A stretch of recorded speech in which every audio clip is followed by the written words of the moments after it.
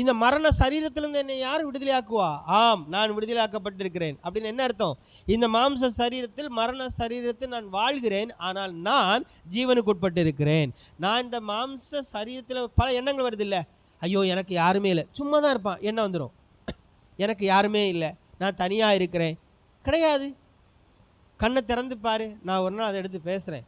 மனித உறவுகளுடைய மேன்மையை குறித்து நான் பேசுகிறேன். எப்பொழுது நீங்கள் உங்களை நம்புகிறீங்களோ, நீங்கள் உங்களை நேசிக்கிறீங்களோ, உங்களை நேசிக்கக்கூடியவங்களை நீங்கள் பார்ப்பீங்க. உங்களை சுற்றிலும் நல்லவர்களை பார்ப்பீங்க. உங்களை சுற்றிலும் இருக்கக்கூடிய தூய்மையானவர்களை உங்களால் பார்க்க முடியும். ஏன் எனக்கு பார்க்க முடியலைன்னா, நான் மாம்சத்துக்கு உட்பட்டு நான் சிந்திக்கிறேன், நான் மாம்சத்துக்கு உட்பட்டு நான் பார்க்குறேன். அப்படி பார்க்குறதுனால எனக்கு யாரையும் நம்ப முடியாமல், ஏற்றுக்கொள்ள முடியாமல் இருக்குது. அது என்னை காயப்படுத்துது, அது என்னை சந்தேகப்படுத்துது, அது என்னை துக்கப்படுத்துது, வேதனைப்படுத்துது, என்னுடைய சமாதானத்தை இழக்கப்படுகிறது.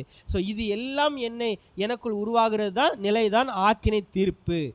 ஸோ ஆக்கினை தீர்ப்பு ஏதோ கடைசி நாள் நடக்கும் என்று எண்ண வேண்டாம். ஒவ்வொரு நாளும் ஆக்கினை தீர்ப்பு அடைந்து கொண்டே இருக்கிறாங்க.